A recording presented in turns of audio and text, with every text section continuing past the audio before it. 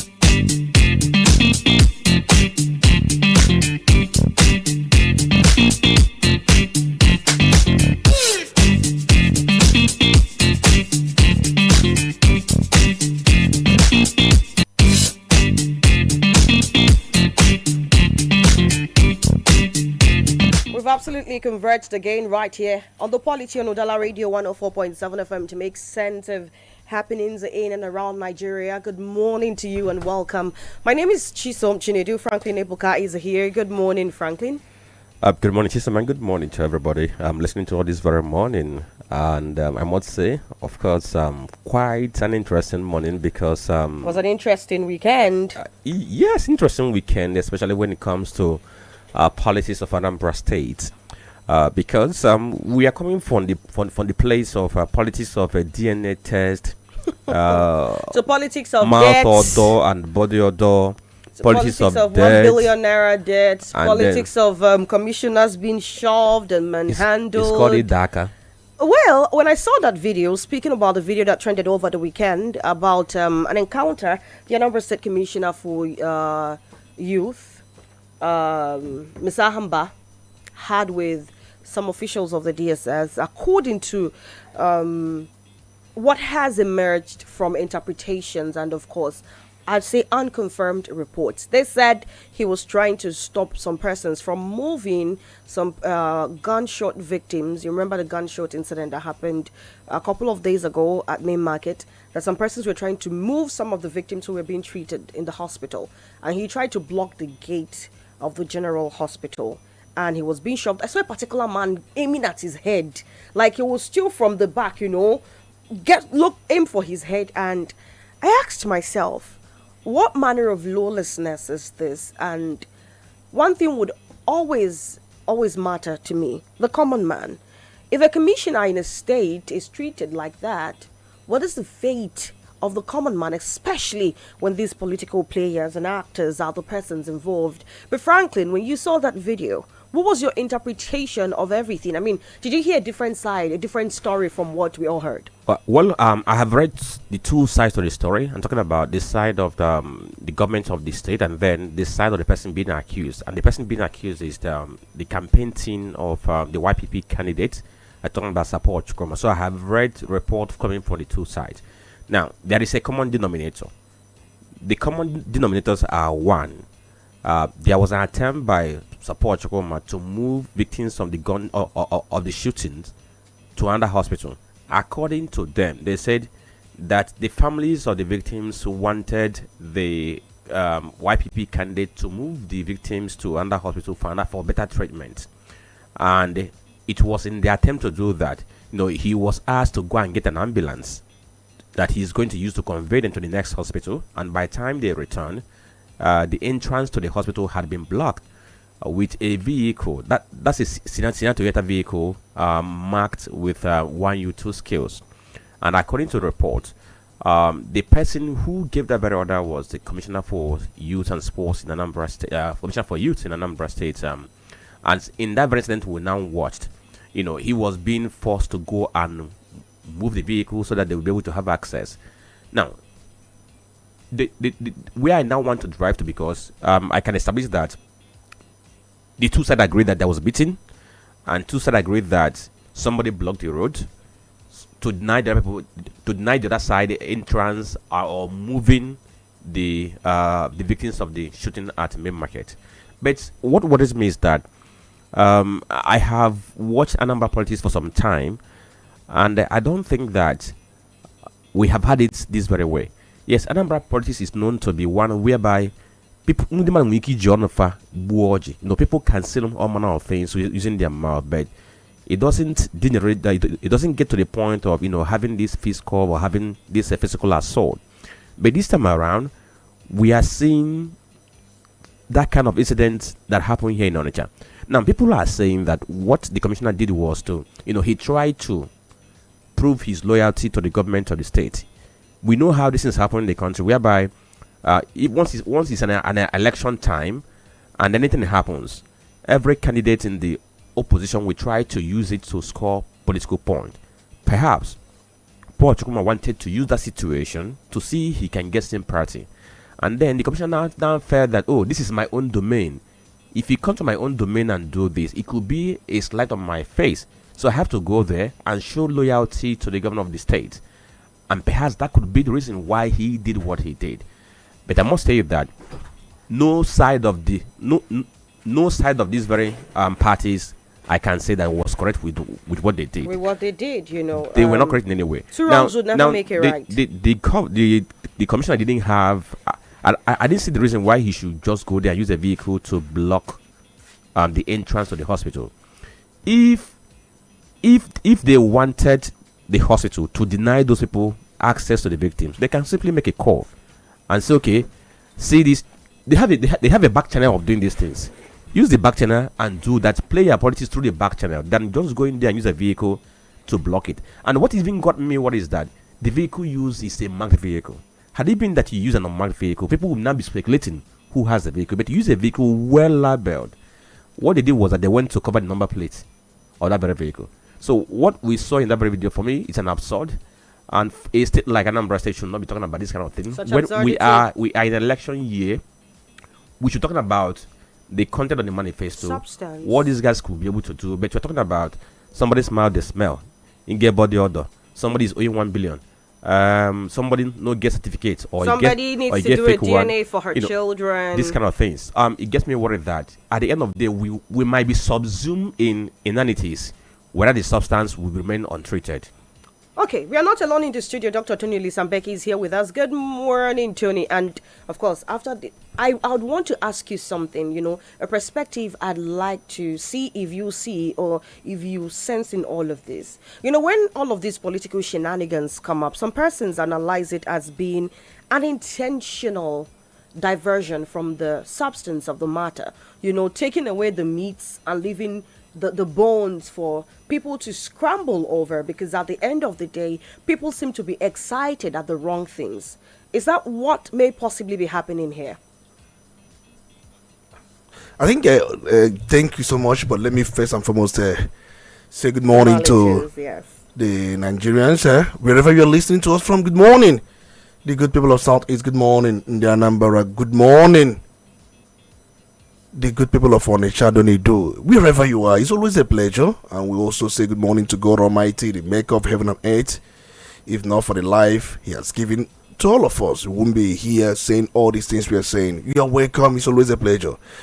And then going back to some of the things that played out, just like Franklin said, I think we learn from some of these things. We should learn. I have written extensively on a particular platform about some of these developments, and I've called for caution. And one, if you have to talk about what happened at the Federal Medical Center, for me, the parties involved, they erred in one way or the other. But then, I understand that the blockage, or the Commissioner for Youth, why he blocked the entrance, because he believed that you can't usurp the functions of government, that we have a government. No matter how you hate the government, allow government to take charge of some of these things. Even when there was this argument that the Federal Medical Center Onitsha does not have the equipment to treat gunshot wound. How tenable could that be? And then we didn't hear from any of the personnel that they don't have the facility to treat gunshot wound. But that was what those who had rushed in there to whisk the victims or the emergency victims away, that was what they said. And they handed down the commissioner for youth in a way to tell them, but that's not true, that he was there, that at no point did the hospital say that they did not have the facility to treat those wounds. We are just trying to do this to win public sympathy. We are just trying to do this for politics' sake, and we are in electioneering period where you try to use that to rub on the government, to discredit the government. But even at that, people, their anger was the gunshot victims were actually put in that state by those linked to the government. That generate the anger of the people. But like I always say, I'm always on the side of the law. But when it comes to mercy, I will tell you that mercy supersedes judgment. There's no doubt about that. But what does the law say? Has a private individual who is not related to the public, to the victims, has it the power to whisk victims away when government has taken control of the emergency situation? I was able to cite our law, section 14B or section 14, subsection 2B, made it so clear that the welfare and the security of the people shall be at most times the primary responsibility of the government. But when government fails, because that's the where people are talking, when government fails, what do? And that's why we have non-state actors. Many of them felt that they can provide those security when government isn't providing the security. And when you talk about the welfare, you've seen people coming out to try to provide welfare when they think government is not providing the welfare, or when they think even the gun, the victims were facilitated, or victims were meant to be there by those linked to the government. So in all of this, I just called for caution. For me, I think, just like I have argued on different platforms, and I'm saying it, if this state were to be governed by Wike, that was one of my last statements, Wike would have charged you for kidnapping those victims and remind you that this state still remains under his control, that he has the mandate of the people for the next 4 years, even when that mandate hasn't eclipsed. So he would go that way. But this is not a state governed by Wike, which is quite different. But the point remains that it is against the law for you to storm anywhere, no matter what, unless the people are handicapped, that the situation is not under control. But we are made to understand that the situation involved was already under control. I listened to narratives by some people. Maybe the young man, the YPP candidate, may have good intention to make sure that the victim or the victims are well treated. There's no doubt about that. But at the same time, there is a laid down procedure. Did you follow that procedure? Follow the procedure. Even if you have good intention, you can as well communicate to the Ministry of Health. Let them object first, and then let you go on and do what you want to do. There is a procedure for things like this. The idea is to ensure documentation. There is no obstruction of justice, and there is no form of manipulation of any kind, because the matter is under investigation by the police. Police is investigating the matter, and they are the one charged with the responsibilities of investigation and prosecution. Situation where you take these people away, what does it mean? And especially where you are a rival to the government, you are also an opponent, you are in opposition. So I doubt if Tinubu as the president, let's assume that there is an emergency situation anywhere in Abuja or anywhere in Lagos, anywhere in the part of this country where government takes in and takes responsibility, where opposition figure comes and takes the victims away. I bet you that Tinubu, I know, will not even allow that. Remember, Aliyah stopped P2B from coming to the IDP camps. And we criticize that. And when P2B communicated to him that he was coming, there was communication. That was the proper thing to do. Communicated to government, the government of Benue said that he was coming, but they tried to block him. But in this case, Paul Chukuma did not communicate to government in any way. We still have a government. No matter how bad that government is, at least you should follow the procedure, which is communication. That is one. And secondly, the commissioner, in attempt to stop them blocking the entrance, I think he went a little bit overboard. That wouldn't have been. just like Franklin said, there could be other ways to forestall that. There could be calls you can make. There could be calls where security will be deployed and security will question such thing. But apart from the fact he did that and he was beaten like a criminal by those we are maybe asking people to vote for them. If your security details like DSX, like police and some people around there can beat a commissioner the way he was beaten for taking a wrong step. Yes, we admit it was a wrong step. I thought that he would be asked to go and take this thing. If there was a kind of push, it's understandable. They were slapping him, beating him that's thuggery for me. That is thuggery. All right. Let's go over to.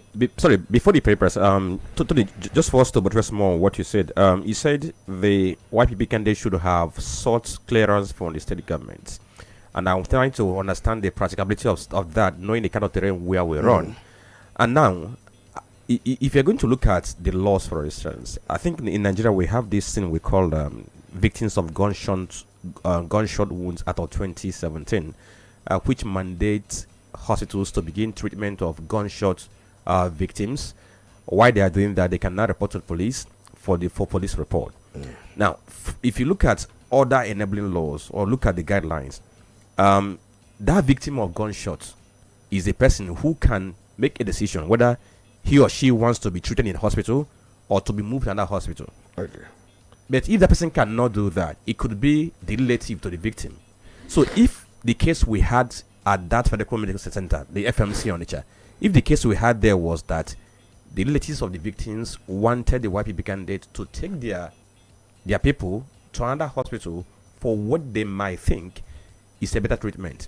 Now, would you fault the candidates of the YPP for taking such action? Yes, we have argued this back and forth. And then remember, we have the National Health Act 2014. If you look at section 20, subsection 1, which provides that a public health establishment may not refuse emergency medical treatment, and that such care falls under regulated institution, not private discretion. And recall that the matter in view is a matter under public glare. It happened as a result of public emergency. It emanated from public emergency. It's not as if that somebody was ill in his home and then got hospitalized. It's a different ball game. We are talking about a matter that emanated as a result of public emergency. Now, you talk about the issue of consent.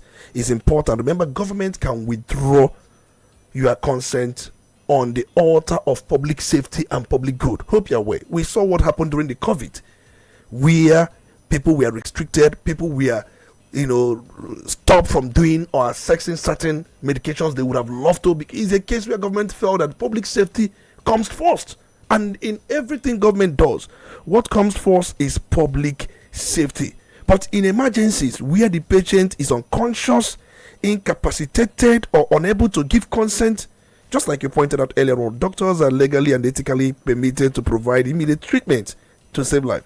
But remember, that's what people call implied consent. But remember, just like I said, Paul Chukwuma could not have obtained consent, and indeed had no right to seek for it, given that the case emanated from a public emergency and is not even related to the family involved. He is a private individual. In cases of violent crime or public emergencies, government institutions are empowered to ensure that treatment, transfer, and documentation follow due process. This is not manipulation of the law. It is in the essence of Section 14, 2B of the Constitution and the National Health Act, just like I've cited here.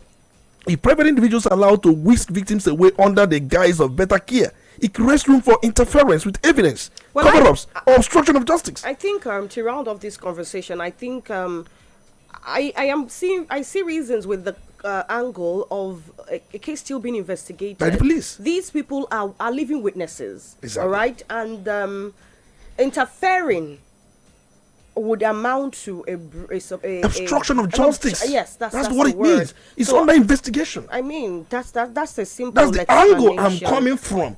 That you know very well that police is still on investigating this matter, and there is a lot to talk about this, and those who are connected therein, and you are a politician coming from the opposition, the best you could do, we have laws. Just like I said, we are a lawless country. There's no doubt. And I've quoted these laws. It's not like the federal government took over the case. I wanted to move. Hold up a second. It's not like the federal government took over the case. I wanted to move the victims. No, this is a politician, a private individual, in all capacities at this point, regardless of his wealth and space in the society, is a civilian. He's not an institution of the government. It doesn't represent any. The whole thing is this. You see, whatever that played out at the FMC was all about politics on both sides. We are not disputing that. On both sides, nobody was trying to do the honorable thing. Oh, let's do this because it's humanity. Two of them wanted to gain political mileage from that situation. And it's quite unfortunate that is the kind of situation we have in the country, whereby anything that happens, especially once it's within electioneering time, everybody tries to see how they can milk it. I also saw how the candidate of the Labour Party, how he also went to the main market for that same incident. The statement he's issued, what have you not. But the difference between what he did and what the white people did was somebody going to the FMC to whisk those people away, take those people from that place. So the whole thing is this: the two sides, none of the sides can be seen to have done the honorable thing. Just like for every action, there is an equal and opposite reaction. I think the key thing here is this. The idea is this: anybody can be governor tomorrow. Anybody. Forget who is governor today. Anybody can be governor tomorrow. My concern is, when a matter is under investigation, it is important you refrain from it. I would have lost situation when this person involved, because people are saying, what if he obtains consent? There is no evidence he obtains such consent. And somebody who is unconscious, somebody who is incapacitated, how can the person give you consent? And then let's forget all those things. The most important thing is that the investigation is still going on, and FMC did not say they don't have the capacity to treat the person. At no point did any doctor. It's a federal medical institution. They did not say. If they had come out to say we lack the capacity to make such treatment, and then anybody can be of help, like the candidate of YPP, he could be of help because these people lack the instruments to save this life. But don't come from the angle that you wanted to save life. If not for election, would you have been there? If not for election, if not that elections are going on, I don't think you will be in Abuja. You will be anywhere, and he may not have interest in this case. Why everybody is having interest is because it's election. My concern is the commissioner couldn't have blocked the entrance. He couldn't have, because I'm just sounding it very clear. There are other ways. Government can't act in that way. It cannot. He couldn't have blocked the entrance. But at the same time, those who slapped him, beat him, I wish you will be in government one day and then you will be beaten, you will be slapped, even when you get something wrong. If somebody gets something wrong, it's also expected that the person be corrected, not beating, slapping, and then all those things. All right, let's quickly go over to the papers. We'll start by telling you what the front pages say before we start to look into other national matters. There is the Punch, the Vanguard, the Guardian, and of course the Nation newspapers. And the banner headline on the Nation here: Why North will vote Tinubu, by Niger State Governor Obago. The writers: President has performed to expectations. Power should remain in South till 2031. And of course, above the nameplate of the paper, Ansaru leaders conviction victory in battle against illegal mining. On page 10, and on page 7, no going back on free fuel distribution, says Dangote. Peter Obi visits Obasanjo, Ladoja in Southwest Shuttle. On page 7. Also on page 7, build on seed of reconciliation. Ibas tells Fibara and lawmakers. Yes, he actually did a review sort of his 6 months in office, which is expected to end in 3 days' time. And they're quite interesting. They were in church on Sunday for Thanksgiving. I was asking myself, what were they thanking God for? Successful 6 months in office. Successful illegality or what? Successful impunity. At this point, I say any which way now. Impunity. One thing is this: when politicians do these things, they run to church and use church to cover up. There are people that will even quote the name of our Lord and Savior Jesus Christ, even when they are committing a lot of illegality, absurdities. I know, but all the same. All right, so let's look at the headlines from Vanguard newspaper. This one says how attendants manipulate pumps, extort petrol consumers nationwide. The story is on page 21 of Vanguard newspaper. It has some riders. How I was scammed, victim, cheating. usually intense during scarcity. Motorists. NMDPRA lacks adequate personnel absent at filling stations. Read up on that very story. Then, above the nameplate, foreign policy. Nigeria remains non-aligned. Toga. Are we still non-aligned? The story is on page 5. And then, alright, page 9 of Vanguard newspaper. Speak truth to power. Tinubu challenges faith leaders. Is on page 5. FG predicts flooding in 11 states. Advises evacuations. Page 8 of Vanguard. NDLEA arrests India. 3 Nigerians over 3.9 billion naira tramadol shipment. The story is on page 6. Diamond Rich Botswana appoints Nigerian Farouk Gumel as chairman of Sovereign Wealth Fund. The story is on page 19 of Vanguard newspaper. And then you see the picture story there. And then Mr. and Mrs. on the front page of Vanguard. These are the headlines we have here. All right, then from the Vanguard newspaper, let's proceed to the Punch. And of course, some of the stories you'd find on the Punch newspaper this morning would be the banner headline here: emergency rule, IBAS defends 6-month tenure as opposition demands a probe. On page 2, PDP LP Mossop. Others call for accountability as Fubara returns September 18. The big question, is he returning? I mean, the 6-month suspension is supposed to expire on that day, but we haven't been told anything about proceeding and what happens from there. I mean, the way the president said, step aside, isn't he supposed to say, come back to office? I think we are told that Mr. President had instructed Abbas to hand over or write his handover notes, and he must capture everything comprehensively, all the money, the inflows. That's how the money got into the expenditure, his desk, and how this money, the way they were spent, that he must capture everything he did with every kobo and then put them in a handover note that he'll be handing to Fubara. That's the instructions we are told that Mr. President has given to Abbas. But just like we have always said, we are still waiting for our courts to tell us if that emergency was appropriate or not. In 6 months' time, our court has not reacted, has not said anything. Is 6 months not enough for the Supreme Court to interpret the provisions of the Constitution, at least to guide us moving forward?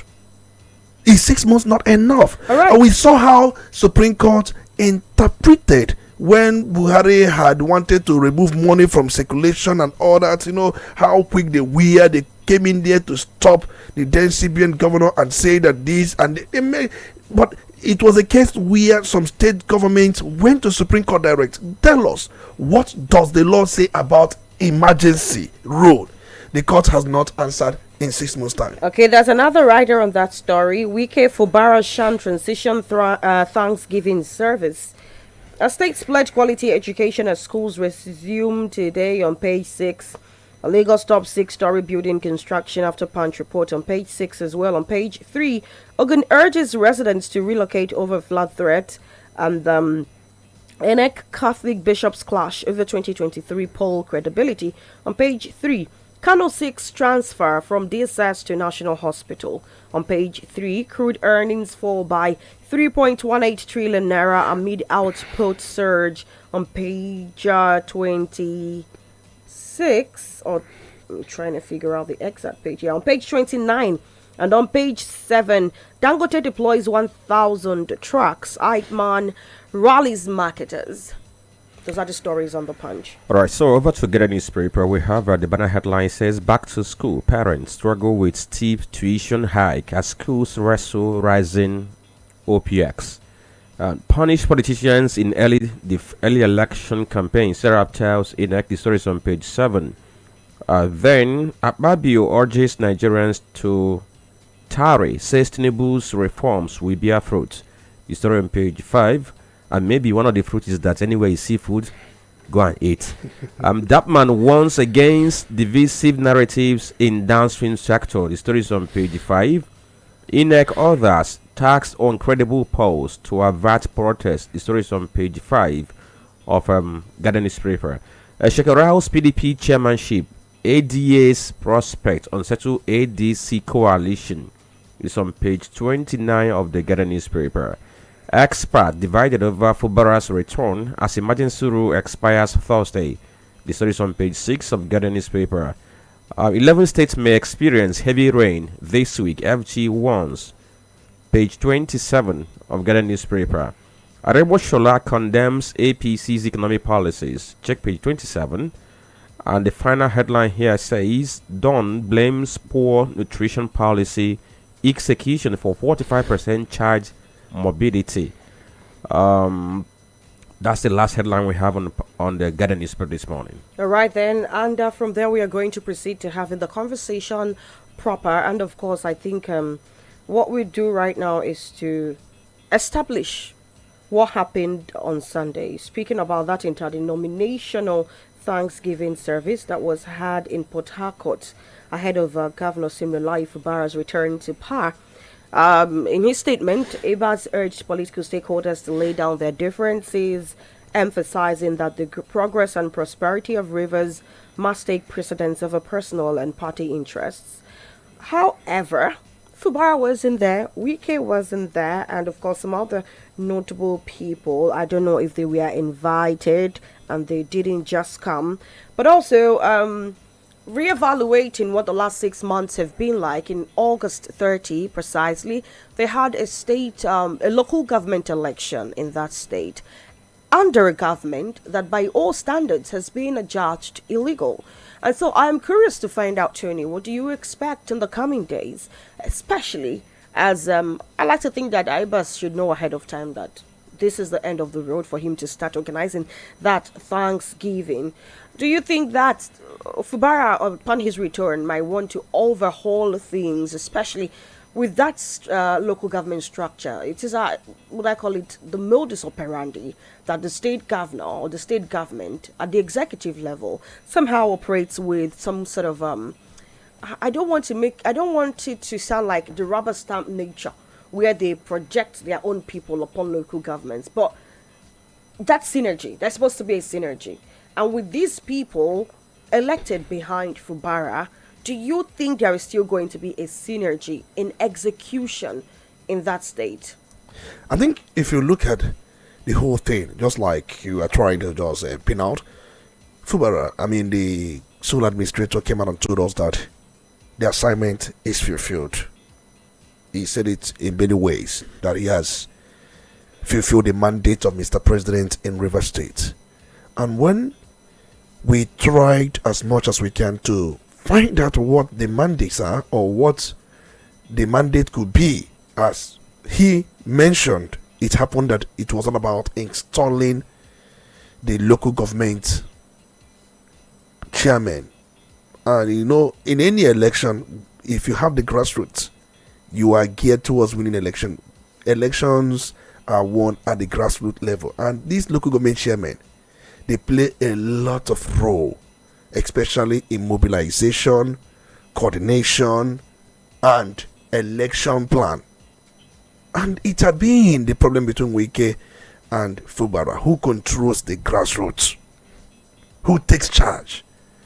Wike can let go of anything, but he cannot let go of Fubara taking charge of grassroots. That was why he went agog, he went haywire when Fubara conducted that local council election. All he sought from the courts, apart from the funds, was to cancel the local council election. And immediately the Supreme Court pronounced the council election as being invalid. He was dancing. He was seen dancing, praising God, saying that that is favorite song.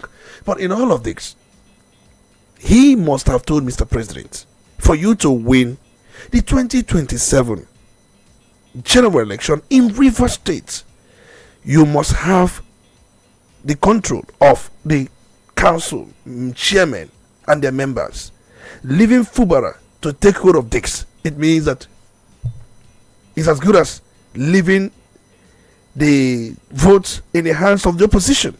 And Mr. President intervened in that respect. And that was how a sole administrator instituted and even appointed River State Independent Electoral Commission. And we asked, where in the law can this be found? Where can they reference in any part of our law where a sole administrator who is in the first instance unknown to the law, I keep saying it, sole administratorship is unknown to the law, and when an unknown entity goes on to perform the most critical duty assigned to a democratically elected governor, what does that tell you? Not that Fubara, not that Ibas, the sole administrator, was unknown to the law. He went on to make sweeping appointments. He constituted a River State Independent Electoral Commission, appointed the RISEC chairman, gave them the mandate to go and conduct elections, and screened by the National Assembly. If you look at Section 11 of the Constitution, when the State Assembly cannot perform its role, there are areas the National Assembly cannot even delve. There are areas, no matter how the State Assembly is incapacitated to perform its function, the areas they cannot delve is true of appropriation, making appointments. They cannot.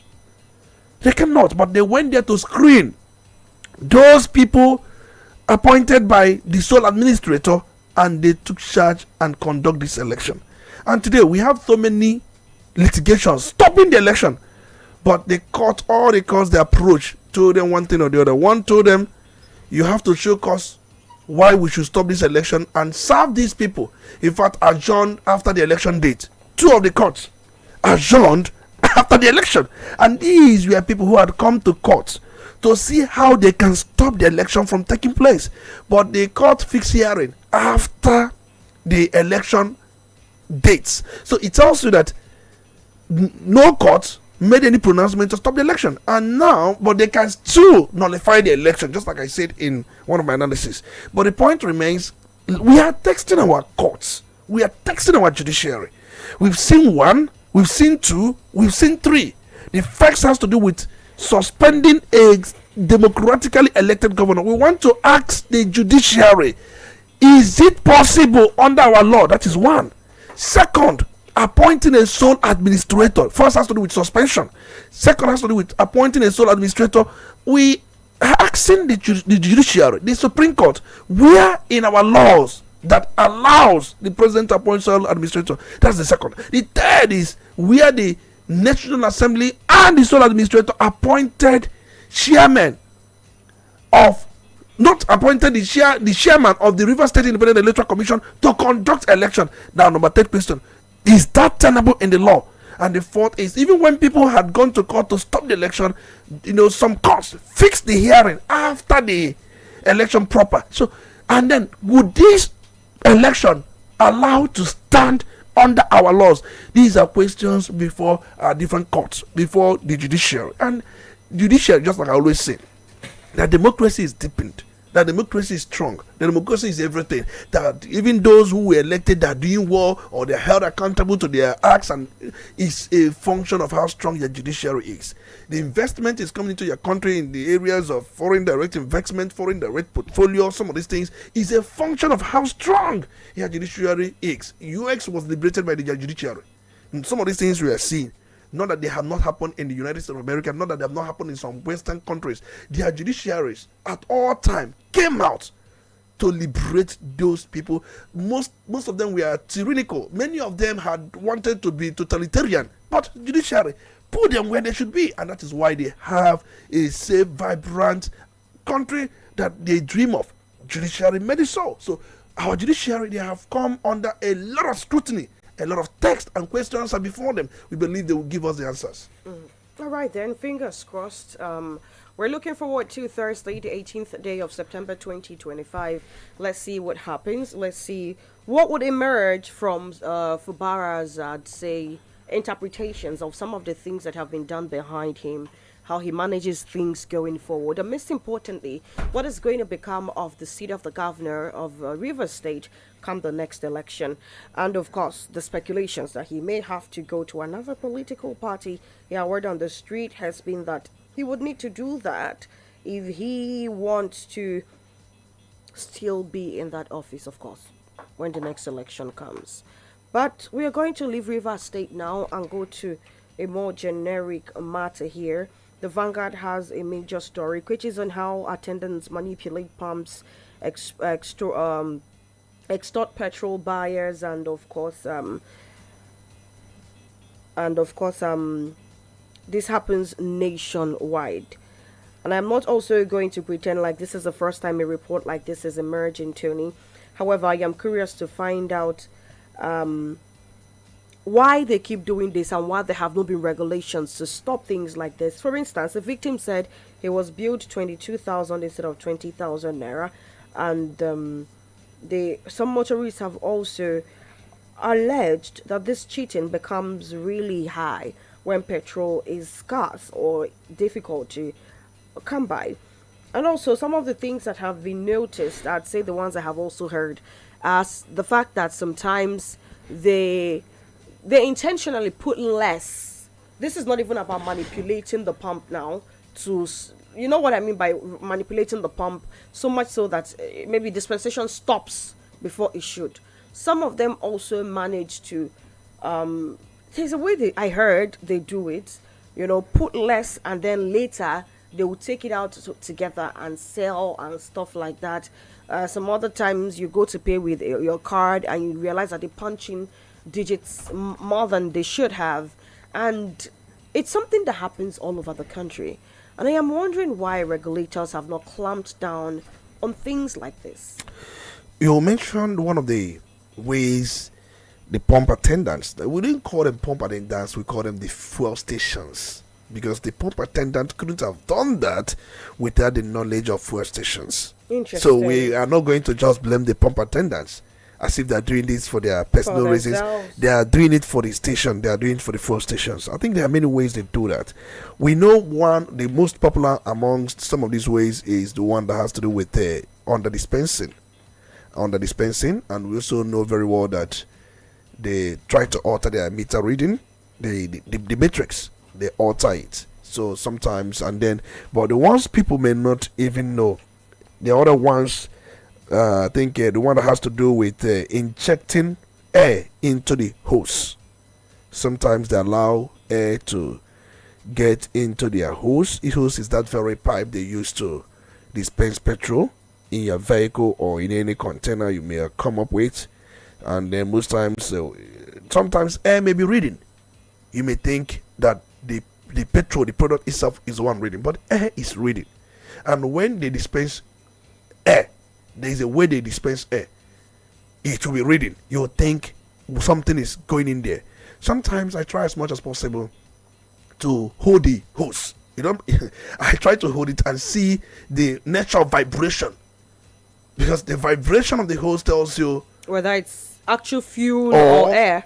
Interesting. I do but everybody that. Wouldn't have the time to that's do why that. you have to listen to this program, so get enlightened about some of these things. So apart from altering with the meters, allowing air to enter the hose, or even interrupting the flow manually to shortchange buyers, most times if they put the very hose inside your car, I do tell the attendant, I don't want interruption. I want this thing to flow without any interruption. Sometimes there are times these things they will just put it there and they may interrupt it using their finger, or sometimes while they will be dispensing, they will allow it. They would act as if they put it in auto dispensing.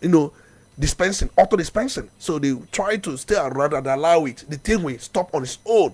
So these are ways of shortchanging buyers, customers. Sometimes they tell them, I don't want this to interrupt. If you know what you would do to make sure that there is free flow until the amount I'm going to buy, or whatever amount you have designated or amount I've paid for, that it gets into the vehicle, and they try as much as possible to hold the hose. Sometimes when they put the nozzle inside the vehicle, they manually interrupt the flow.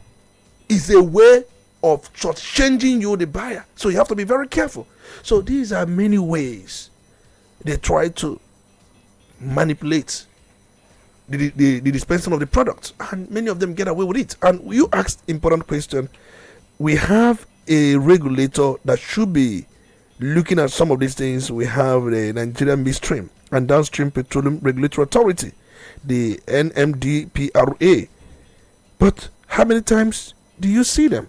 They should have oversight on some of these fuel stations. And most times, there is a way some people calculate a fuel station that is doing well or not doing well. They will find out and ask where these, they keep the tricycle operators, the keke operators, where they usually buy their petrol. That is where some people will tell you that one seems to be very okay or legs into dicks. You know why? Because they will come with these 1 liter can water. You know that 1 liter can water? Or I think that can water is above a liter anyway. I think it's 2 liters anyway. That that they will usually come with it because they don't buy high volume of this product. The keke operators, they usually buy 1 liter or 2 liters. So sometimes they will even come with this 2 liter can water. And what they usually do is that they will first and foremost use it. They won't put into their keke direct. You post and they will gauge it and see where the level is. Sometimes they will from the can put it inside their keke and also reserve the one. Their keke usually stop on the road. According to some people, they will tell you that each time their keke will stop on the road and they will go somewhere and bring in the can to fill in. So they have a way of finding out who is actually giving good product when it comes to metrics and who is not. So some will tell you that if you want to know a fuel station that is doing well, ask these tricycle operators. They will even tell you that this one can Israel. Okay, so Tony, what you just described now, because I know I have witnessed it, and I was forced to ask the motorist, why would you have the tank in your vehicle? You are not allowing a attendant to dispense directly into it. Rather, use a can. Come down for your vehicle, use a can, go to the dispenser, get the fill, then come back and point to you, and he explained why they do that. But now, for me, I want to look beyond what is happening with petrol stations, because that is the function of the regulatory agency, which has failed to do its job. But I want to expand this, because what we see at petrol stations being done by pump attendants is just like a microcosm of the problem. Why am I saying this? Because this is found in every sphere of Nigerian life. What am I saying? If you go to buy crayfish, the woman who will sell crayfish to you will attempt to see how she can cheat you. If you want to buy any other thing in the market, the person who sells granite will see how he can measure the granite so that you won't have full load. If you want to buy orange, or in the low range, if you want to buy a boiled egg, they mix up the old one we don't spoil with Nkikadema. If you want to buy what they call it again, egg roll, they have a way of recycling old egg roll, put it inside oil even when the egg is spoiled, and they sell. So this is just like a reflection of that kind of tendency to cheat, which is in our system. I don't know if we have made it like this is the way to live. If you don't live this very way, you won't be seen as somebody who understands the system. So you have to live in this very way to be able to be seen that, in my final, but the commercial boss, the motor boy would like to cheat you. Let's say you give him the fare, and he's to give you some balance. He will prefer not to give the balance until you are light. So the thing is, it's a deep-seated defect, character defect that I have found in most Nigerians. I just hope that we begin to value this thing called value and virtue, because that's the only way we can begin to check all these things. Go to bars, Tony. Do you know that you go to bars, you buy drinks, and when it's time to pay, they will add extra money to what your bill is. So it's found everywhere. The only way we can handle this is when we realize that this is part of that corruption we're talking about. Corruption is not just all about when we mention people who are in government who use a biro to siphon the money. No, it's that part of corruption that is found in any tiny part of our society, and we find a way to even to deal with it without even waiting for somebody to come to enforce it or somebody to force us to be who we're supposed to be. That's why sometimes when you go outside the country, you mention you're a Nigerian. and the next thing the person does is to become extra careful because he might think that you might find a way to dupe him. It's quite appalling. Well, I think, Franklin, you have said it all. A culture of impunity. People who feel that if a dog, how is it said, if a snake doesn't swallow another snake, it doesn't grow. So it's about fixing us. If we are able to fix us, if we are able to do everything humanly possible to make sure that we do not shortchange each other, maybe it would be a step closer to the reality that we desire. But still talking about the petroleum industry, Dangote has said there is no going back on free fuel distribution. Recall that he said he has 1,000 CNG powered distribution trucks that would take petrol to different parts of the country, and he's also saying that he offers cheaper fuel despite importing 60% of crude. But we know that in a statement last night, the refinery also said that the position of Nupeng and of course the Depot and Petroleum Products Marketers Association of Nigeria concerning this entire thing is in the negative. But Dangote is not backing down. He thinks their position lacks legitimacy and has nothing to do with unionization as being claimed. But also, I am curious to find out, do you think that there is going to be a ripple effect on the operations? I mean, even the livelihood of some of the employees of these, employees under these groups, you get what I mean, Tony, who are attached to other firms. If Dangote ships in 1,000 trucks, if he starts full operation now, he said they're already in the country. If he starts this full operation, it means that there is going to be a disruption in the existing chain, which would have or might have a negative impact on the society. It might have the impact of joblessness. Some persons might have to lose their jobs because they are no longer useful to the companies they work for, who may not have as much clientele as they used to have, since Dangote is going to be doing his distribution himself. And when employees start to lose their jobs, we have a direct or almost direct impact on the security situation of the community, Tony. I think if you look at it that way, one, remember Dangote distributing directly to the fuel stations. He's not going to do it himself. He's going to employ people. He has already employed. That's the point. So if you are saying people are going to lose their job, those who are working with or working for other companies that are going to lose their job, there are those who are also going to be employed by Dangote. So it's a case of plus and minus. So if they are losing, they are being re-employed. So the most important thing is that I've always said I'm in the place where my constituency has to do. My constituency is the constituency of the masses, and that's why I'm the senior advocate of the masses. So I always ensure whatever, no matter how it goes, my concern is what will be the whole thing at the receiving hands of the masses, at the receiving hands. So whichever one that will make the product cheaper, that's where I support. But I will not support illegality. Remember, I'm always on the side of the law. I'm always, ever on the side of law, no matter how poorly drafted the law could be, no matter how bad the law could be, no matter how ill-intended, as far as it's the law, I will try as much as possible to say, if it is not working well for us, let's go and review it. That is one. And then, being on the side of the masses, my concern is always, how will it affect the poor masses, even the rich masses? How will it affect them? We are looking at these products. Dangote is a businessman, and he will tell you things that will protect his business. And even when he gets it wrong, he will not come out and admit wrong. Have you seen a businessman who comes out to admit wrong publicly? It will spoil the business for the person. So they won't admit any wrong. But we know what actually is the case. We know the truth. There's no doubt about it. So we keep, pushing this. The argument is, let there be healthy competition. We don't want monopoly. In US, they call it antitrust law. And I know why they made that antitrust law. I know why. If you allow monopoly, the economy will suffer.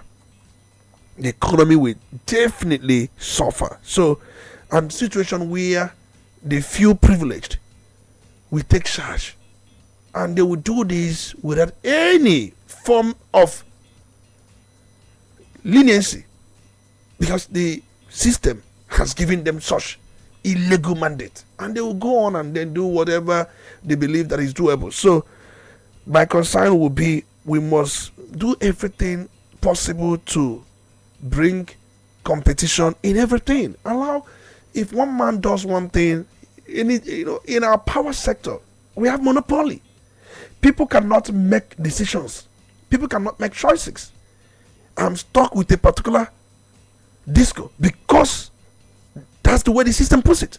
What makes me, if this disco is not serving me well, and probably each time they overestimate me, why wouldn't I get away with them and possibly look for one that does it well, so they will learn their lessons? There are many sectors in this country that are so, because they entrench monopoly. They entrench monopoly. So it is very, very nauseating most times when we see things like this. If we are to develop, we have to open up these loopholes. Open it up. Let me say this. Just like I was saying, if you look at the roots of the US antitrust law, which dates back to Sherman Antitrust Act of 1890, that's when they started their own, which was the first federal statute to outlaw monopolistic practices and conspiracies that restrain trade. If they can get it right as far back as 1890, it tells you a lot. So it's important that we must have such legislation nationwide that allows and preserves competitive markets and prevent business practices that restrain trade or create monopolistic dominance. So it is important. That is why our power sector is suffering as we speak now. Government is afraid to make investments. A lot is not going on there because we have allowed people to monopolize it. I won't call their names, we know their names. If they cut your wire, if they overestimate you, if they overbid, you have nowhere to run to. It's wrong as a country. Totally wrong. So we must do away with such, it's a colonial practice. To be fair, at this level, at this age, we still allow such kind of a thing. Government should do well to do away with this. Just like where we copied, the democracy from. They have come up with different amendments over time. So I remember even the Clayton Antitrust Act of 1914, which was amended as a result of the one of 1890. So Nigeria should do better. All right, then hopefully someday soon we would start to work towards the Nigeria that we desire from. Now, this issue of monopoly, trying to stop Dangote from monopolizing the oil and gas sector, of course, people can say that the fear is founded as a ground for the fear. But what baffles me is that we live in a country where the government of Nigeria has granted licenses to about 21 firms for them to operate refineries. Last year, I think under 3 licenses were given to 3 other firms for them to operate refineries, one in Abia, one in Delta. And I'm wondering, so this very fear of Dangote monopolizing, is it not possible that if we want to break that very monopoly, that government can also offer enabling environments and give support to some other people with licenses, so that they can go ahead and put on their own refineries, so that we can have everywhere decentralized or liberalized? I know that Boa, the man that owns Boa Cement, is also constructing a refinery. I know there's one ongoing at Akwa Ibom. So is it not possible? Is it too difficult that these people can be given that support needed, so that they can also put up their own refineries, since it has become like crystal clear that Nigeria cannot maintain the existing refineries? If it means for us to privatize or give it out so that we see if they can come back to life. But if that is not the case, so how do we support people with already existing license for them to also come up with their own refineries, so that system will become so liberalized? I think we must have a legislation on this, because if you leave it at the discretion of the executive or the presidency, it boils down to who is my friend and who is not my friend. We should have a national legislation on how to support businesses in a way to engender competitiveness. I remember, just like I said earlier on, were you aware that the Clinton Antitrust Act of 1914 of the United States of America was actually targeting a particular thing? Do you know what it was targeting? It was targeting mergers and acquisitions that may substantially lessen competition or tend towards monopoly. There are people that have the money, and if they see rivals where they have the upper hand, they will simply buy those rivals, acquire them, And when they acquire them, it falls back to that monopolistic tendency. So that is why the Clayton Antitrust Act of 1914, which is quite different from the Major Antitrust Act of 1890, targets. Do you see it? Because these businessmen, they come in different ways. And there is also ban on anti-competitive agreements. There are times companies, we have agreement between them, and that agreement will be in a way to fix prices, divide markets, limit productions. These things are illegal. Do we have such executive order or even a legislation that says at no point do businesses, because they know themselves, they're in the industry, they may collide and say, you know what, we are going to have agreement where we are going to fix the prices. You don't fix price in United States of America. You don't have any agreement that fixes price, because if you fix price, it is no more open market, it is monopoly. And where you go to Mr. A is selling that amount. You go to Mr. B is selling that amount. You go to Mr. C is selling that amount. That will not be allowed in the United States of America, because there is a compromise. There are agreements where they have come together to fix a price to the detriment of the consumers. It's not allowed. And some of their laws come heavily against such agreements, and there is outright ban. It's expected that the prices should not be the same. Kisigota brokonya sigota. That is it. The way you bought is not the way the other person bought. So why would the price be uniform? Anything that has to do with uniformity of price cannot be allowed, because questions will be asked, books will be opened. So it is important we allow this. So that brings me back to this issue of people saying that there's need for us to have different sources of these petroleum products. As it stands now, Dangote Refinery refines major bulk of the petrol we use now in the country, and we know that NNPC still imports petrol from outside Nigeria. There was a time in the country where importers used to import petrol from different parts of the world. You just go and import and bring in. But now we have two major sources, and the way it is run is that there are some other persons who are in the value chain. Take for instance, NNPCL might not have the tank farms to store whatever they have imported. They bring in this very product and then use the tank farm or private individuals who are also fighting for their business, because they know that if Dangote takes care of everything, of course they might be out of the business. And this is why the fight is coming. You see that man reacting. You see depot owners reacting.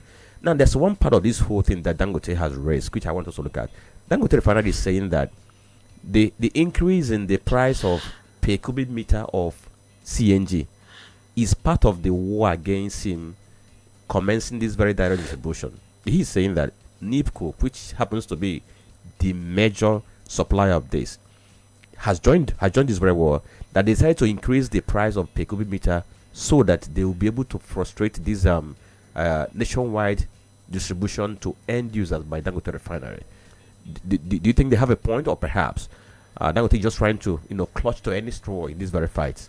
The truth remains, because we know very well that everybody is fighting dirty. There's no doubt about it. Everybody is fighting dirty, trying to protect the business interests. Remember, NIPCO Gas Limited is linked to the Nigerian National Petroleum Company Limited through multiple strategic partnerships, particularly in the gas sector. So remember, I said something about when businesses come together to fight a common war. Remember, they have many key areas of collaboration which involve compressed natural gas, infrastructure development, and so many of these. So these collaborations highlight a robust and multifaceted partnership between NIPCO Gas Limited and NNPC Limited. So for the fact that NNPC seems to be at loggerhead with Dangote, and NIPCO being a business friend to NNPC Limited, there is every reason to believe what Dangote said. There's no doubt. Why raising the cubic feet of CNG, and by raising that, it will also add to Dangote transportation cost, because these trucks he has acquired will be powered by compressed natural gas, no doubt. And when you raise the price of compressed natural gas, it's going to affect the cost. It's going to add to the cost. It's a way to maintain the price. Somebody is trying to crush the price. The other person is trying to make sure that the price is not crushed. For them, if the price is crushed, the middleman will not earn so much. the price being so high, usually, when the price is high, it goes to the middleman. Gives them room to also maximize profit. That is just that. Remember, even there was a time, even the man that was doing fish in Anambra State, the fish magnate, he came out on many times saying, I will crack the prices, I will crack the price. He was ringing it as a bell. Before you know, he was killed. So you find out that some middlemen, they wouldn't want prices to be crushed. If it is crushed, it's going to affect them. So you understand what is going on here. But Dangote has the capacity to also refine natural gas. Because if you have to refine a product, a lot of things comes out of it. There are so many things that comes out from raw crude, which is being used. Even the place we use, the bucket we use, some of these things come from raw crude. Many people don't even know. Even the rose tar, a lot of these things come from raw crude. Raw crude has so many offsprings that can be used in daily living. These things are used to produce one thing or the other. The Polity we talked about, these things are product of raw crude. They are products. So they come from time. Even the gas, we have the natural gas. There are so many elements that comes out of it. So at one point in time, anyone that comes in, it depends on the temperature. At one temperature or the other, these things comes out through what we call distillation. There are many forms of distillations. So it's important we understand these developments. All right, then briefly also going to take a look at what Umar Bago, the governor of Niger State, said yesterday concerning what he thinks is the place or the perception of President Bola Tinubu by Northerners. In his words, he said the president has lived to expectation by implementing his campaign promises. He also said that he's ready to be the campaign manager for the president because he's done a lot for the North. And the question for me at this point is, we have seen prominent Northerners in recent times come out to say that President Tinubu hasn't been fair to the North and that the North will show him how it is done in the next election. On whose side do you think the argument has more truism in terms of how the North perceives the president? When you look at the governors, when they talk, they are talking based on political alignment with the president. It was surprising that despite their statements before 2023 elections, Atiku won the North more than any other person. Recall before 2023 general election, many of them rallied behind the president. You can remember the present Minister for Defense, the Minister for State Defense. Many of them were once governor. Former governor of Jigawa State, former governor of Zamfara State, and so many of them that were former governors, former this, former that. They were all rallying behind Mr. President with the intention that they will be given appointment, and then many of them were given, even Nasir El-Rufai. So many of them made us believe that Mr. President will conquer the North, and many hoped so. But during the election proper, at the field, Atiku won the North more than any other person. Just that Mr. President got some fair share or fair spoil. But Atiku, in terms of who won the North in the last election, if you put it based on number of states won, Atiku won the North. The president came second. Even Atiku winning the North without being in power, without holding and we kept fighting him too. So even before then, the point I'm trying to make is that many of the governors then made us believe that it's going to be easy sweep across the North. But now that very conclave seems to be divided now. Many of them that had worked for Mr. President in the last election to win some states he won and come second in some in the North, many of them are not with him again now. For obvious reasons, and you know why? Because of interest, not because of the people. So politicians will always fight for their own interest, not necessarily because of the people, but they will try to use religion, use poverty, use everything to blend it, but without the people knowing they are actually fighting for their own interest. So they'll now remember that it's poverty that the Mr. President has not developed. Not. And you look at the Minister of Information, which was strategic for Mr. President. He had wanted the Minister of Information. Most presidents, what they do, if they're from North, they want their Minister of Information to be from the South. If they're from South, they want their Minister of Information to be from North, so that it will be that somebody from the other side is speaking good about the government. You have Mohammed Idris, who is the minister now from the north and Mr. President is from the south. And he has said it many times that Mr. President has done more works in the north than any other part of the country. But some northerners are saying, no, that's not the case. He has done more works in Lagos than any other part of the country. In fact, under his watch, Lagos has got so much going for them.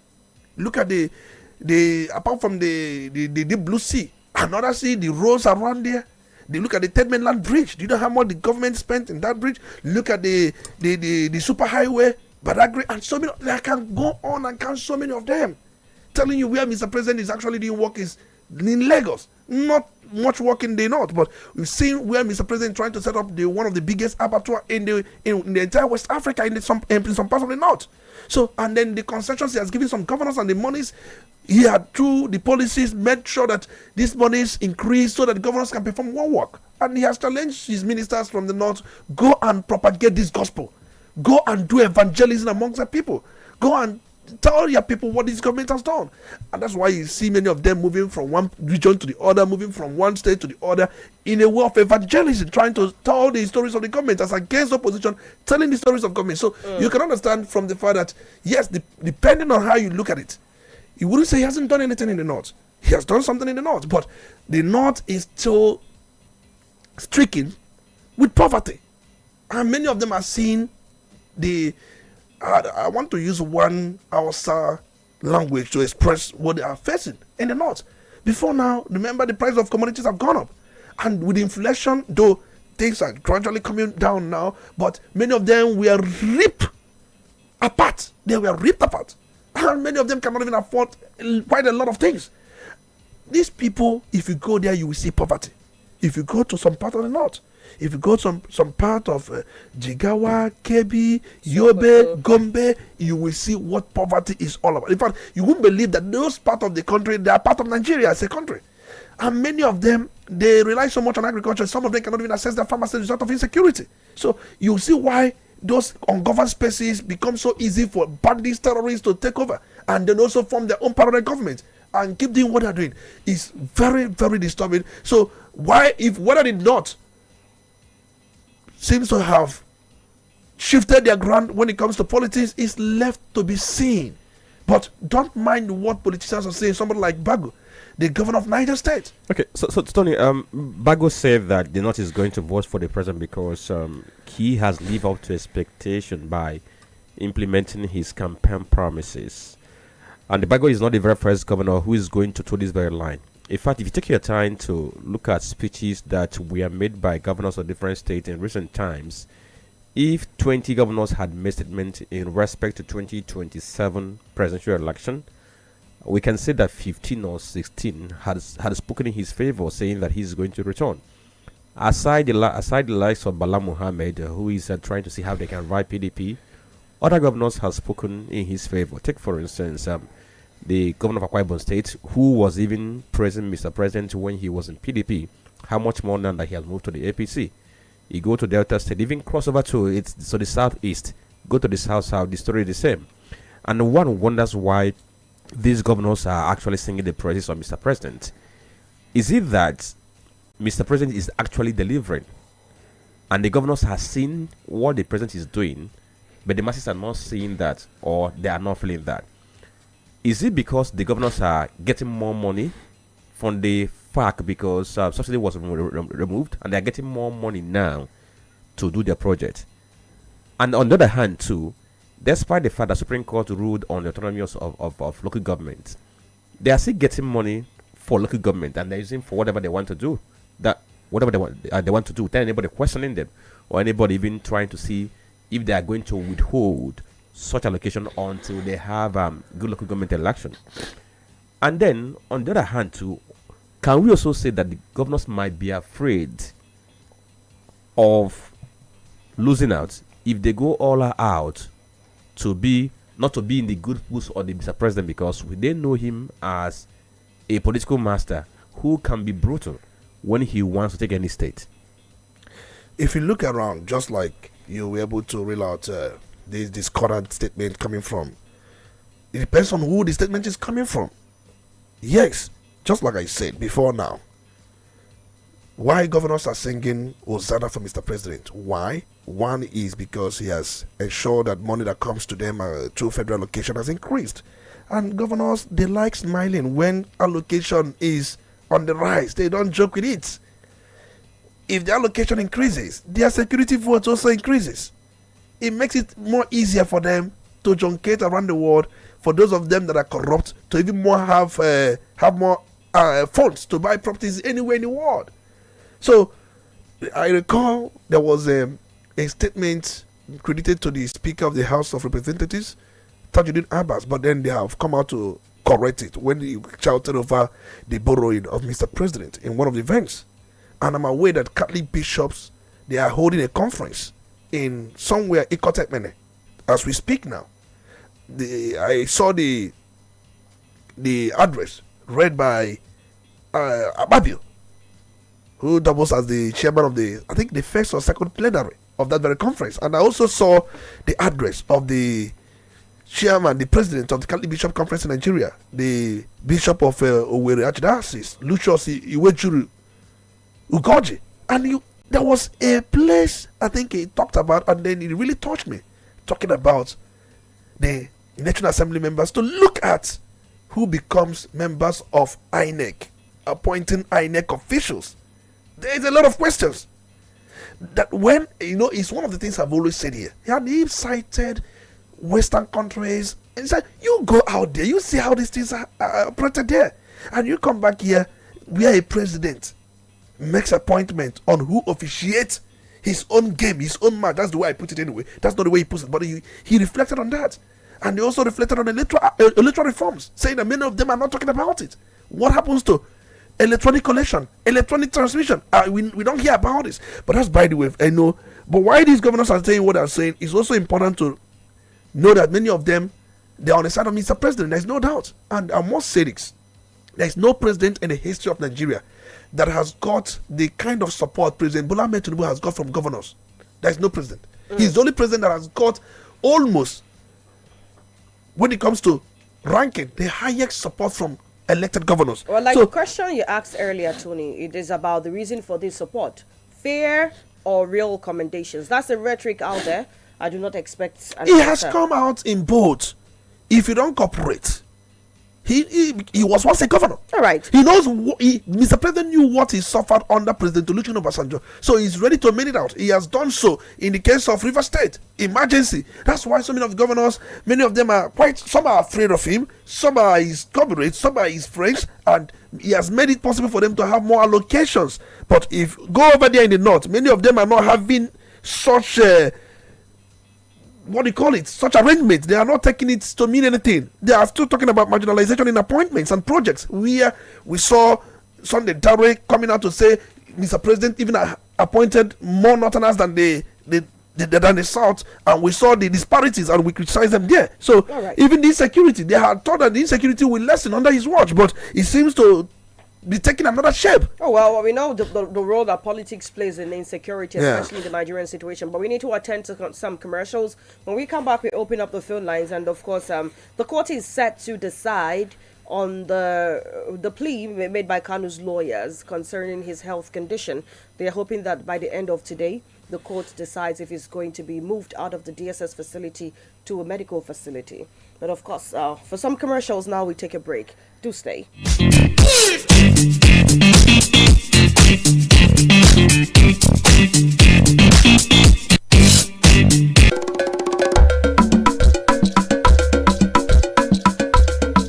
Udala Radio 104.7 FM. Seriously authentic.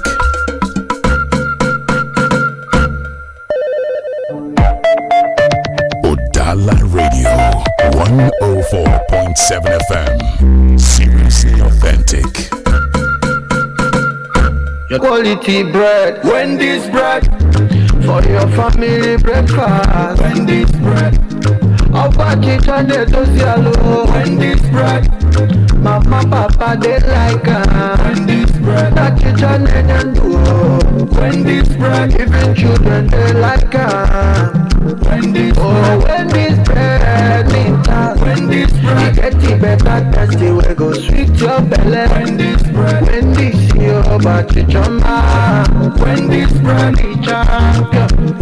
Wendy's Bread, your tasty bread. You can contact us on our official address, Second Business Park, Enugu Road, GRA, beside Misha, Anambra State. We also have another branch at St. Michael Plaza at Tandy Road. Also contact us on 070-1149-1571. Wendy's Bread, your tasty bread. Wendy's Bread.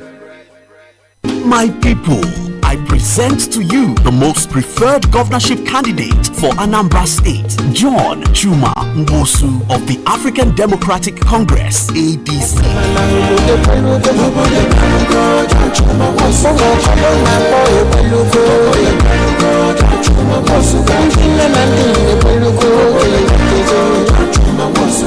John Chuma Nwosu is ready to take Anambra State from insecurity to peace, from regression to progression. Vote John Chuma Nwosu. Vote ADC, African Democratic Congress. ADC! ADC!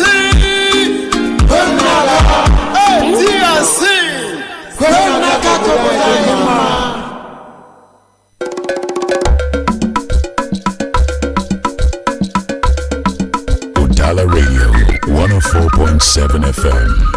Seriously authentic. You're listening to the Polity. Get involved now.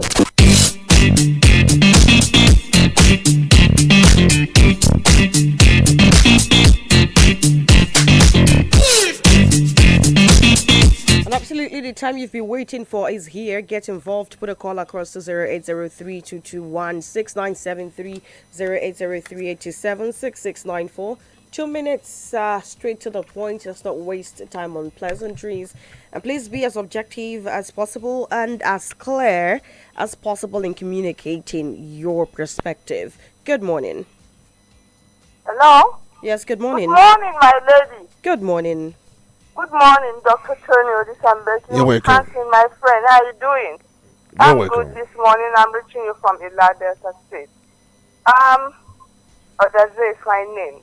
Go ahead, Odaze. Governors drifting to APC. And the most dishonest people I've come across in a kind of politics. In our kind of politics. And then in a kind of democracy. They all know that the exercise is an aberration to the real democracy. And yet, they keep doing that. What are they scared of? What form of blackmail is their boss using? I think it is the most corrupt form of blackmail you can come across all over the world. Yes. Then also the government. I don't understand what's going on in our country. NNPC now has brought in what you call them, Kimco or whatever. I didn't quite get the name. NIPCO. And then they keep pushing this man Dangote. They got refineries. They couldn't work. We pumped in a lot of money. No account till date. And Manekari is still going there. They say it's going to NNPC. No kind of form of rap. We don't know what is going on because he's not alone in that show. And then we keep accusing Dangote of monopoly. Are we misusing that word? The government has issued licenses to over 10 other organizations. What is keeping them? If you have 10 other competitors around the corner, can you say one person is monopolizing the show? Or is it semantics? Because if you don't know the word to use, maybe we should translate it into our own language. It's not right. It is morally wrong. No matter we wear it day in, day out, year in, year out, any which way. Since this man started this refinery, would we rather he didn't start it? But be that as it may, he is still one year ahead at least of what they are planning. He's ahead of them. Yes, he is. So let them change it. They don't want to do it. Let them let us know. As simple as that. Thank you for your contribution this morning. Otaze, to have a good day. 0803-827-6694. Hello, good morning. Good morning. Yes, good morning. Yes, good there's a mayor Okufumo be calling from Awada this morning. Go ahead, please. Yes, let me first of all thank Olisa Mbeki. He said something that struck me so much.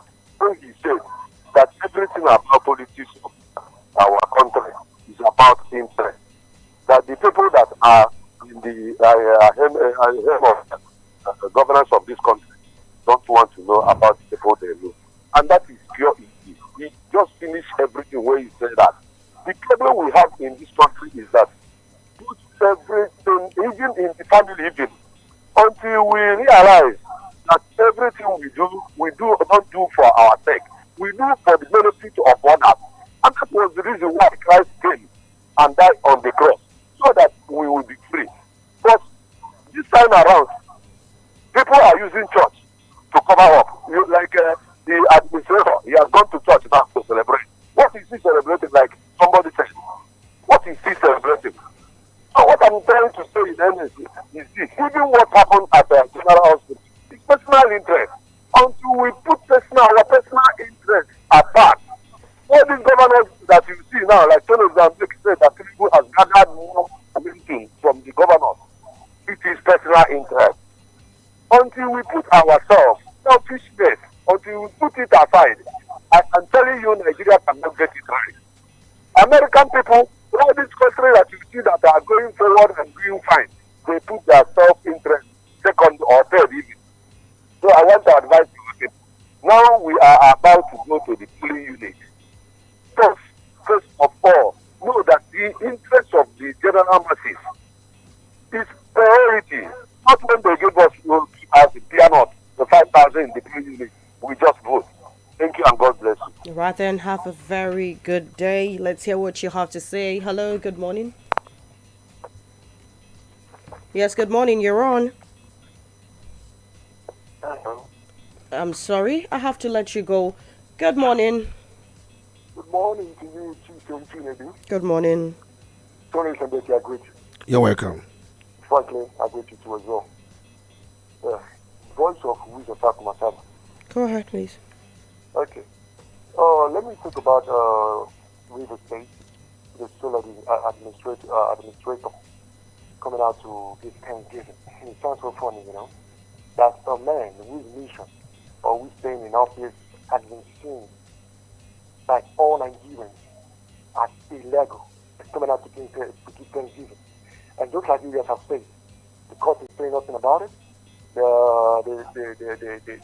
church, they even had the manner to give him the platform to come up with such a thing. It's so crazy. And when you have institutions such as the courts not doing anything about the illegalities going on in our different political sectors, that means we are doomed. It means that we have been thrown into hot pot of heat. It means that anybody can come up with any rubbish and go through with it. And talking about Fubara, if I was Fubara, looking at the whole illegality, the whole madness, the ziki that has been going on, I don't think that I'm going to go back to that office anymore. Yes, because it's obvious what this weekend the president wants. You should be round enough now, please. They want him to be there as a puppet, a man that they're going to control the way they want. That's the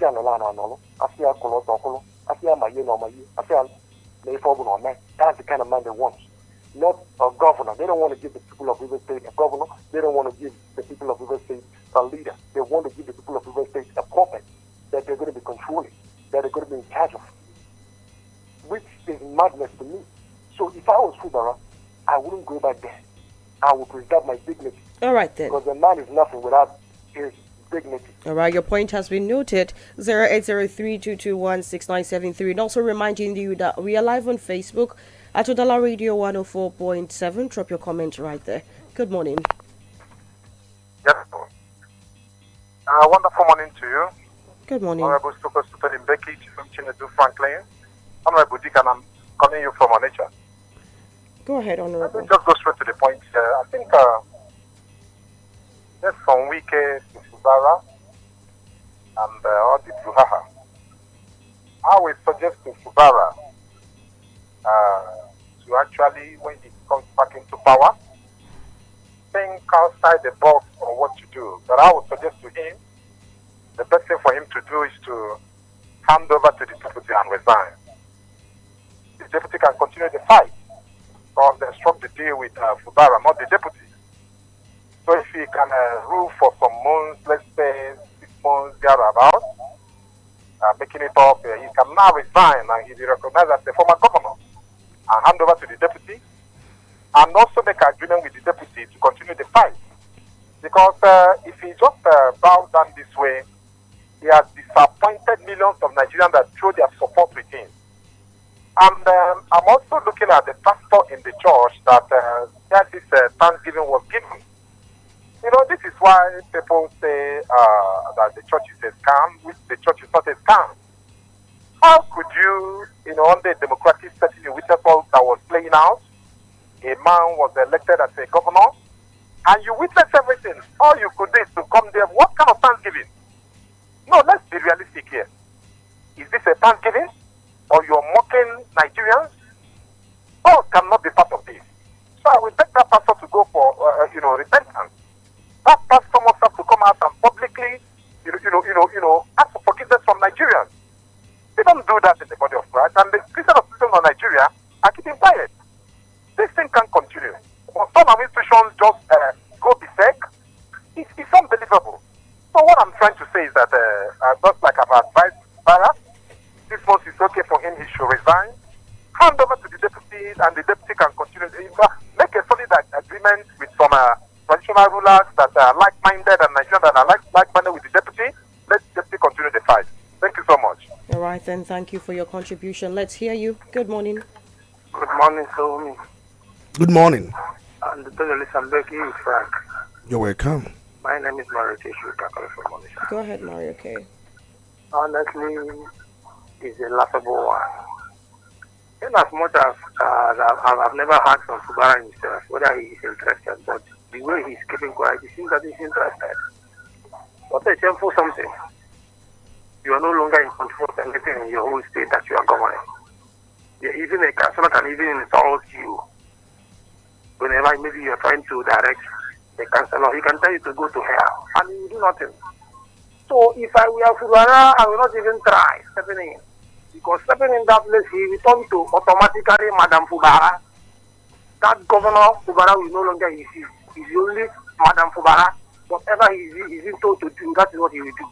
So if that man also retain his political career, for people to trust him, you should learn from Ngige. Please, you must not be a governor. And this is not the end of your own governorship term in the River State. You can still come back again and contest. People will still vote you. And you still have a place in the federal government. People will still stand on your back. You must not be a governor or guy. You cannot be ridicule yourself, and that honestly, sometimes people need to be giving brain to reason. All right. On the side of Dangote, whether anybody likes it or not, what Dangote is fighting for is for Nigeria. They may not understand. They may target monopoly. But anybody who is targeting monopoly, I am pushing you to go and build your own refinery and see whether you will stop. If all these marketers and all these pension leaders, they are serious with us, they should contribute money and build their own refinery and challenge Dangote. That is what they will do, and stop bringing the issue of monopoly. They want to sell for on any price they wishes to fix for Nigeria is their lie. Dangote, I'm standing on your back. Keep doing it. Thank you. All right. We also live on Facebook at Udala Radio 104.7. One more call and we head over to Facebook. Good morning. Hello, good morning. Yes, good morning. My name is Sunday, off from his blog. You have the floor. Yes. Ubara should go into that office and continue as a governor of Rivers State. To not resign. Resign for who? You know what it takes to become a governor? People think to become a governor in Nigeria is just if they see you should go there. Nobody's God. You go there, stay as a governor. We tell you this today, before 2027, you may have problem with the president. Things may change. Now you take your stand. You can't just go inside your home and resign and waiting for God to fall from heaven. Maybe the deputy, God will fall from heaven and help the deputy to fight. It's human being that is going to fight you. You must be in that seat, and before you fight,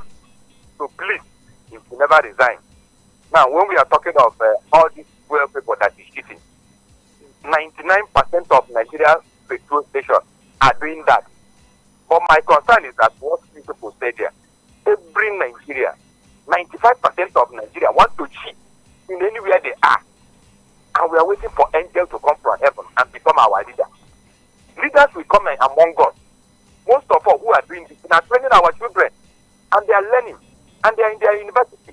Tomorrow they will come up, fight for a post, and you want them to change.